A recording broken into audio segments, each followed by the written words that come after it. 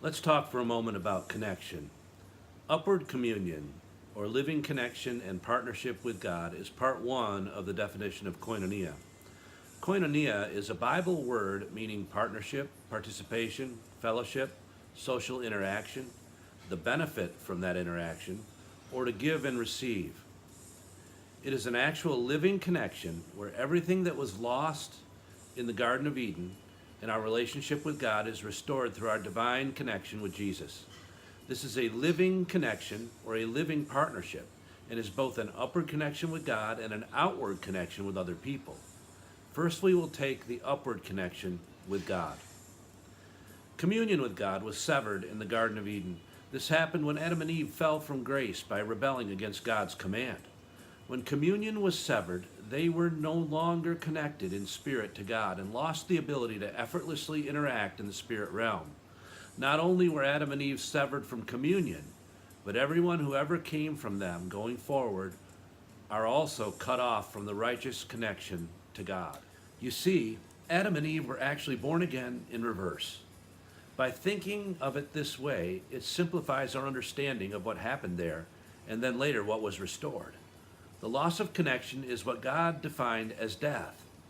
After living in this fallen way for a number of years, both Adam and Eve physically died.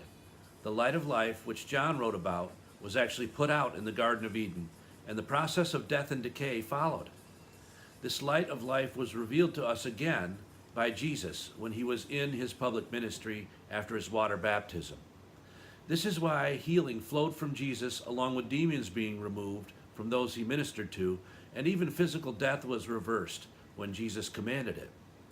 When Jesus came to us revealing this light of life, he spent roughly 3.5 years in public ministry, both proclaiming and releasing the nature of God the Father toward us as his children. After this time, he was sacrificed on a cross and died a sinner's death for you and I in order to judge the fallen nature of man. After this, he went to the place of spiritual suffering, and he was resurrected and came back to life, overcoming death, hell, and the grave. This satisfied God's judgment against sin and resurrected Jesus as the first born-again human, declaring God's attitude toward both sin and humans. As he did this, Satan, or Lucifer, was judged, and we were resurrected with him if we accept what he did for us. By accepting what he did, we also serve him and commune or partner with him going forward. When we accept Jesus' release of grace, which is his suffering, crucifixion, judgment, resurrection, and his ascension to God's right hand in heaven as ours, we become reconnected through the new birth. Now we are in communion or partnership with him forever. This partnership or communion is the word koinonia. This serves as the basis for our healing, our restoration, and our ability to release his touch to others. There's much more to be learned and understood about this process of salvation for us and how it works. We move deeper and deeper into this process as we walk in our communion or our connection to him through our partnership with him by being filled with his Holy Spirit and releasing his grace to other people. We do this in a group called the church, which is the fellowship of believers. This connection and partnership is filled with God's faith, hope, and love. It says it this way in 1 Corinthians chapter 13, verse 13, in the New Living Translation. 3 things will last forever: faith, hope, and love. And the greatest of these is love. This partnership is also filled with righteousness, peace, and joy in the Holy Spirit, as it says in Romans chapter 14, verse 17.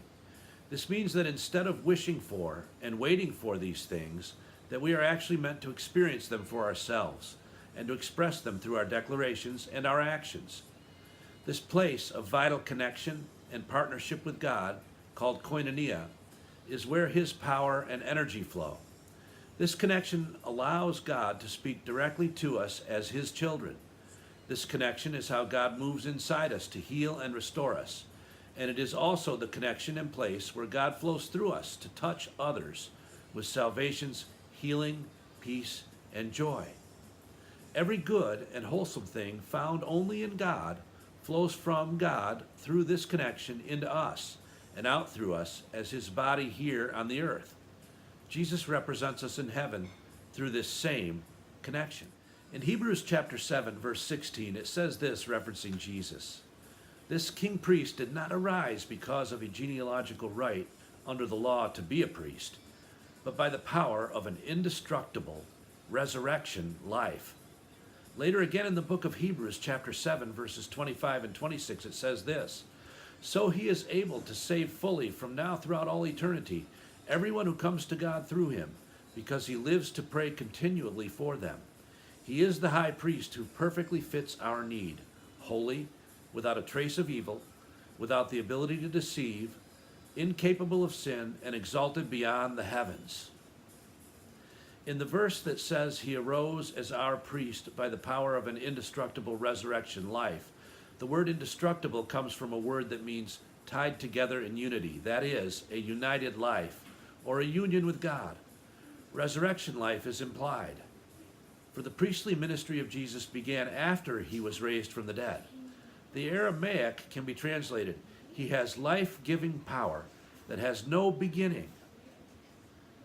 Jesus' ministry of prophet, priest, and king flows from his unlimited life of resurrection power. The idea of being tied together in unity or in union with God is the same basic idea as partnership, connection, or communion. Our union with God flows through the supernatural and vital connection that Jesus created and now maintains. This connection moves all that God has and all that he is into our lives, while our imperfections and failings are judged through what Jesus did for us. This flow also enables a supernatural activity and a supernatural life in us. Signs, wonders, miracles, and healings all flow through this connection. The more we focus and think about this connection and enjoy his presence in us, the more we experience the fullness of his grace and glory in our life. In Colossians chapter 3, verse 2, it says, to feast on all the treasures of the heavenly realm, and fill your thoughts with heavenly realities, and not with the distractions of the natural realm. This is a meditation on God and his treasures, and it causes us to experience the power of the endless life of Jesus in us and through us.